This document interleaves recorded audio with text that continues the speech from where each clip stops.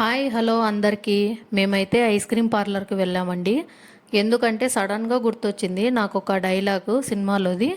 అదే, చలికాలంలో ఎవరైనా టీ కాఫీలు తాగుతారు కానీ ఐస్ క్రీము కూల్ డ్రింక్స్ తాగే వాళ్ళకే ఒక రేంజ్ ఉంటుంది అనే డైలాగు సడన్గా గుర్తు రావడంతో నేను సరే అని చెప్పి మా పిల్లలు అడిగారని ఐస్ క్రీమ్ పార్లర్కి అయితే తీసుకెళ్ళాను.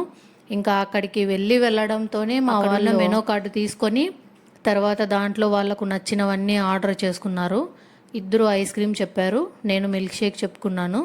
సో ఇప్పుడు తాగడం మొదలు పెట్టేశాము. ఇంకా టేస్ట్ అయితే ఎక్సలెంట్గా ఉన్నాయి. అది కూడా చలికాలంలో తాగుతున్నాం కాబట్టి కొంచెం డిఫరెంట్గా అనిపించింది మాకైతే.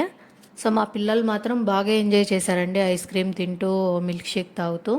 సో అది తాగడంతో పూర్తవ్వలేదు, ఇంకా నాకు బర్గర్ కావాలని మా బాబు అయితే చాలా మారం చేశాడు. నీకు తినడం రాదు కదా అని చెప్తే, లేదు నేను ఇలా తింటాను అలా తింటాను అని నాకు చేసి చూపిస్తున్నాడు, నేను ఈ విధంగా తింటాను అని చేతులతో.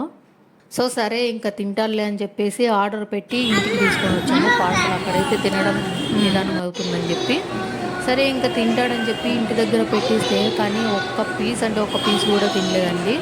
ఊరికే నాకేదో కావాలా అని చెప్పేసి ఆర్డర్ పెట్టి తీసుకున్నాడు, కానీ ఇంటికి వచ్చిన తర్వాత దాన్ని అస్సలు తినలేదు. సో ఇది ఫ్రెండ్స్, ఇవాళ ఈవినింగ్ అయితే మా ఫ్రెండ్స్తో అయితే ఇలా ఫ్రెండ్లీగా గడిచిపోయింది. ఏంటి ఫ్రెండ్స్ అని అంటున్నానని అనుకుంటున్నారా? ఫ్రెండ్స్ అంటే ఎవరో కాదండి, అమ్మలకు పిల్లలే కదండి ఫ్రెండ్స్. దానివల్ల నేను అలా అన్నాను అంతే. అమ్మలందరికీ అంతే కదండి, మన పిల్లలే మన ఫ్రెండ్స్ లాగా అనమాట. మనం ఎక్కడికి వెళ్ళినా కూడా వాళ్ళని తీసుకొని వెళ్ళడము, వాళ్ళు ఏమడిగినా కొనిపెట్టడము, వాళ్ళు ఎంత గారాబం చేసినా కూడా మనము బుజ్జగించడము, ఇలాంటి విషయాలన్నీ ఒక అమ్మకే సాధ్యమవుతుంది. కాబట్టి నేను వీళ్ళని ఫ్రెండ్స్ లాగా అనుకుంటాను. నాకు ఇంకా వేరే ఫ్రెండ్స్ కూడా ఏం అవసరం లేదండి. నాకు ఇద్దరు ఉన్నారు ఇంట్లో ఫ్రెండ్సే, వీళ్ళతోనే సరిపోతుంది నాకు.